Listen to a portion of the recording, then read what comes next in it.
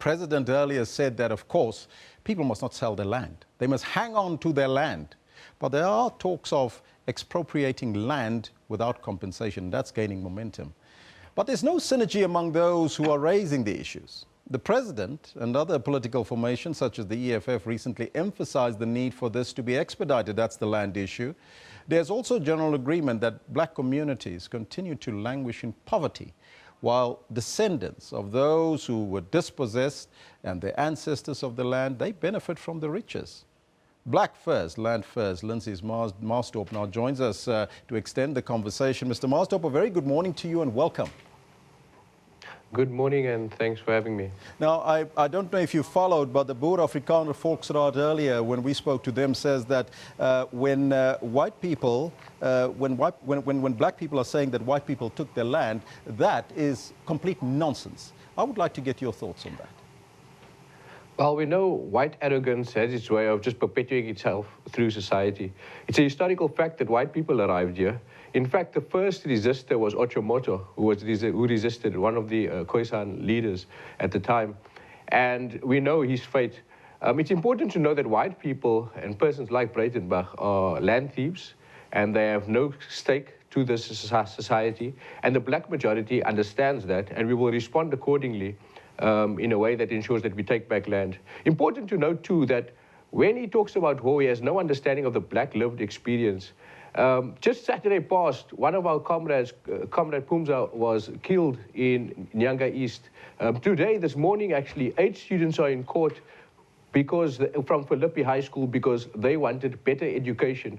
We understand the war that is waged because of our landless situation. Biko, in fact, tells us that the construction of township ensures that achieving adulthood is near impossible.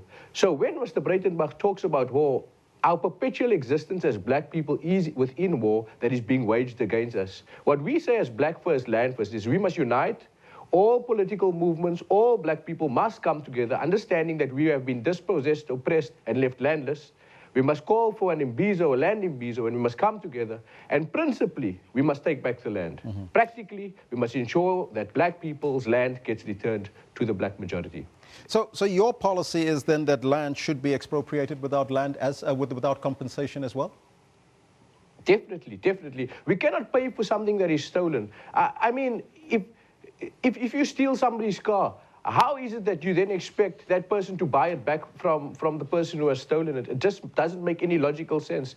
It's obvious, it's common sense that the land that was stolen cannot be bought back. In fact, it would be a crime if it is bought back. It is a crime that is being bought back. Also, we must understand that it will take another 100 years to get 30% of the land. It has taken too long to buy back the stolen land. It is wrong and unethical, and black people have come together now and realized that it is wrong. How we unite now and principally take back the land is the question that we pose.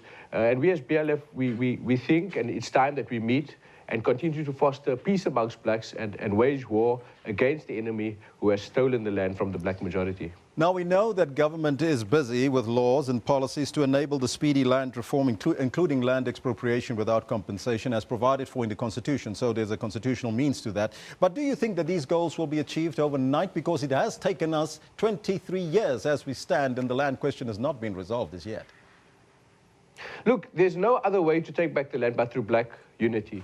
But let us just assess what has been happening in Parliament. We know that, unfortunately, the land court is being paid by certain political parties and some who are aligned to white interests like Rupert and Renwick abroad.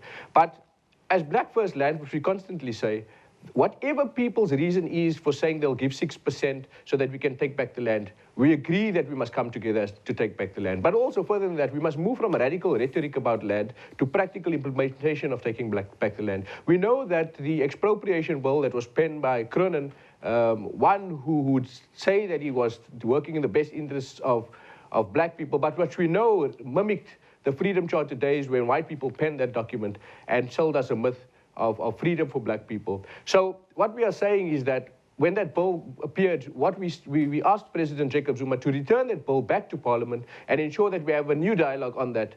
I want to categorically state too, when we ask for a new dialogue on land expropriation without compensation, we cannot invite white colonial land thieves to the table of the discussion. So we absolutely reject Mr. Breitenbach's notion that we must sit with him at a table and discuss with those who have stolen our land what is to be done.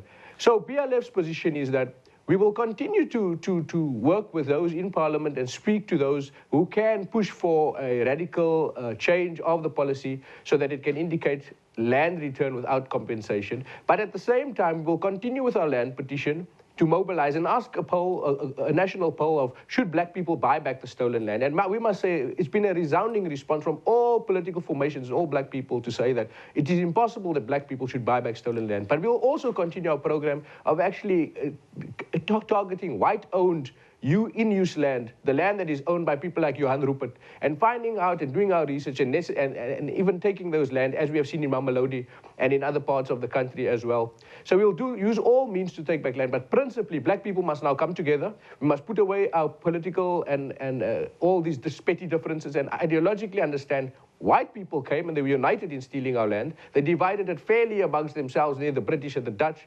And so we cannot now be divided in our quest for land. We must take back the land. And when we say land, we mean the land and everything that is under the soil, on top of the soil, even the air that we breathe. Everything must belong to black people. And we must ensure that we can destroy corruption, we can destroy landlessness in particular, and then we can also give people free decolonized education. And most importantly, dignity to black people. Mr. Maasdorp, we are continuously being told that if the land is being taken without compensation, that will end up like Zimbabwe. Your thoughts on that? Because it seems like that's what the Afrikaner Volksraad is driving to. Well, the fears around Zimbabwe is simply because black people actually have land. White people don't want black people to have land. That is the fear. The fear is nothing more, nothing less. Of course, we know the Zimbabwean situation. There's three things that we could say on that. The one is that economic sanctions, the oppression of black people have rightfully taken back what is theirs, maintains itself at the international level.